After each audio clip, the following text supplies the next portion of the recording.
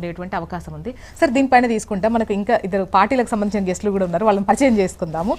ఓ నరసింహారెడ్డి గారు, వీరు BRS senior నాయకులు. అదేవిధంగా వెంకటరెడ్డి గారు, వీరు బీజేపీ సీనియర్ నాయకులు. నమస్తే అండి, welcome to the debate. And Veerayya sir కూడా ఉన్నారు, విశ్లేషకులు. నమస్తే sir, welcome to the debate. Maybe నాకు మీ వాయిస్లో అయితే రావట్లేదు, మ్యూట్లో ఉన్నారని అనుకుంటున్నా. వెల్కమ్ అండి ముగ్గురికి కూడా, వెల్కమ్. నమస్తే అండి. అండ్ శ్రీమణ్ గారు, ముందుగా మీతో స్టార్ట్ చేస్తే చెప్పండి. బేసికల్లీ జూబ్లీ హిల్స్ ఎన్నిక అనేది ఒక యాక్సిడెంటల్గా వచ్చిన ఎన్నిక. అది స్పెసిఫికల్లీ తెలంగాణ కాంటెక్స్ట్లో చూస్తే కాంగ్రెస్ పార్టీకి అధికారం వచ్చిన తర్వాత వచ్చిన మొట్టమొదటి ఎన్నిక ఇది.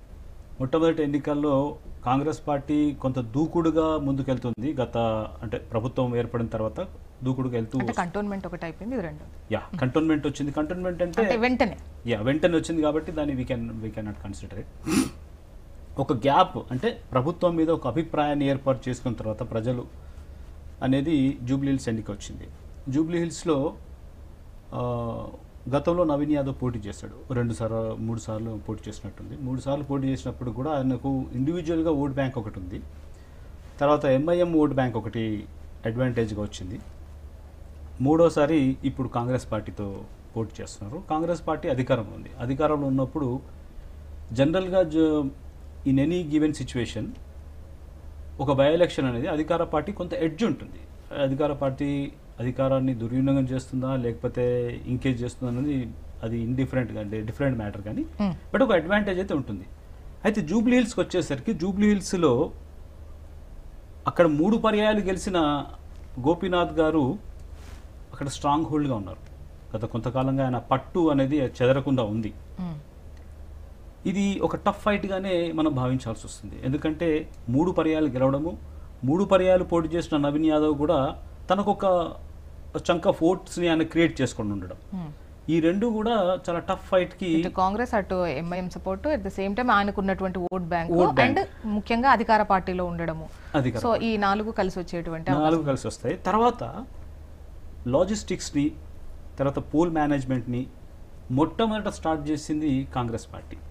అంటే మినిస్టర్స్ దించడము, తర్వాత ఎమ్మెల్యేస్ దించడం. అక్కడ డివిజన్ వైజ్గా నేను అక్కడ తిరిగి చూశాను కాబట్టి డివిజన్ వైజ్గా వాళ్ళు చాలా మెటిక్యులస్గా ప్లాన్ చేసుకున్నారు, చాలా సిస్టమేటిక్గా ప్లాన్ చేసుకున్నారు.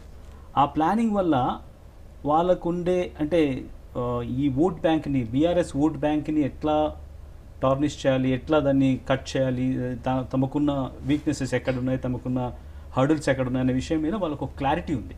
సరే వాళ్ళు హ్యూజ్ మెజారిటీతో గెలకపోయినా కానీ దాదాపుగా ఇద్దరు ఈక్వల్గా వచ్చుకునే స్థితికి తెచ్చుకున్నారు. మొన్నటి ఎలక్షన్స్, అంటే జరిగిన ఎలక్షన్స్లో ఓట్ బ్లాకేజ్ అనేది ఒక పెద్ద ఇష్యూ. ఓట్ను బ్లాక్ చేశారు వాళ్ళు. అంటే పోలింగ్ బూత్కి ఎక్కడెక్కడైతే తమకు అనుకూలంగా లేదో అక్కడ కొంత ఓట్ బ్లాకేజ్ జరిగిందనేది మనకు ఎలక్షన్ డే రోజు సునీతమ్మ గారు మాట్లాడిన విషయాలు కానీ మిగతా టీఆర్ఎస్ వాళ్ళు చెప్పిన విషయాలు దాన్ని బట్టి కానీ మనకి ఏంటంటే ఓట్ బ్లాకేజ్ జరిగిందనేది, పోలింగ్ బూత్కి రాకుండా అడ్డుకున్నారు అనేది ఒక కాన్సెప్ట్. అది దాంతో వీళ్ళకి వచ్చే నెగటివ్ ఓటింగ్ అది